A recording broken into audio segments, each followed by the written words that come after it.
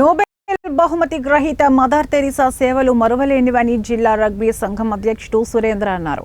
Mother Teresa 114వ జయంతి ఉత్సవాలను పురస్కరించుకుని నగరంలోని ప్రకాష్ నగర్ వద్ద ఉన్న ఆమె విగ్రహానికి పూలమాలలు వేసి ఘనంగా నివాళులర్పించారు. ఈ సందర్భంగా జిల్లా రగ్బీ సంఘం అధ్యక్షుడు సురేంద్ర మాట్లాడుతూ రాజ్యసభ మాజీ సభ్యులు టీజీ వెంకటేష్ స్ఫూర్తితో నగరంలో నిర్విరామంగా ఎన్నో సేవా కార్యక్రమాలను నిర్వహిస్తున్నామని, దేశానికి సేవలు చేసిన వారిని స్మరించుకోవడం ఎంతైనా అవసరం ఉందన్నారు.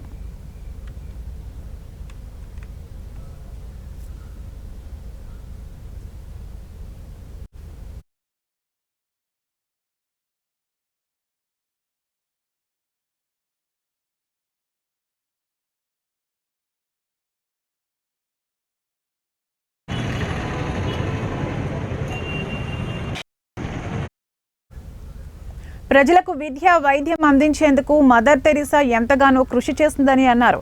ఈ కార్యక్రమంలో అభయగిరి అనాథ శరణాలయం చిన్నారులు పాల్గొన్నారు.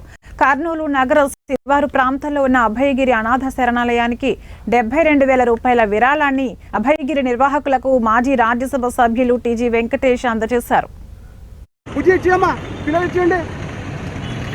గత 20 సంవత్సరాల నుంచి టీజీ వెంకటేష్ గారి ఆధ్వర్యంలో మదర్ తెరిసా బర్త్డే జరుపుకోవడం జరుగుతున్నది కర్నూలులో.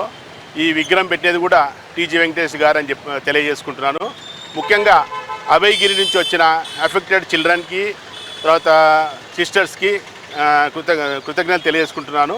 టీజీ వెంకటేష్ గారు అభయగిరికి గత 20 సంవత్సరాల నుంచి అన్ని రకాల సహాయాలు చేస్తున్నారు. అక్కడ పార్క్ కట్టడము, రోడ్లు వేయించడము, వాళ్ళకి బెడ్లు ఇప్పించడము, ఆర్ఓ ప్లాంట్లు వేయించడము, ప్లస్ ప్రతి నెలకి వాళ్ళకి ఆర్థిక సహాయం కూడా చేస్తున్నాడు. పిల్లలకి ట్యాబ్లెట్ల కోసము, లెప్రసీ వాళ్ళ కోసము, హెచ్ఐవి పిల్లల కోసము.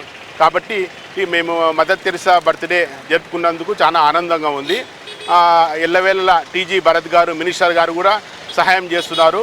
సారు బిజీగా ఉన్నందుకు వలన మనకి మేడం ద్వారా టీజీ వెంకటేష్ గారికి చెక్ ఇవ్వడం జరిగినది.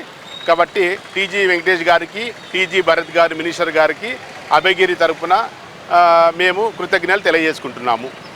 మీరు మదర్ తెరిసా అమ్మగారిది బర్త్డే సందర్భంగా ఈ విగ్రహం దగ్గర నుంచి మనకు మదర్ తెరిసా అమ్మగారిని విష్ చేయడానికి ఒక అవకాశం దొరికింది.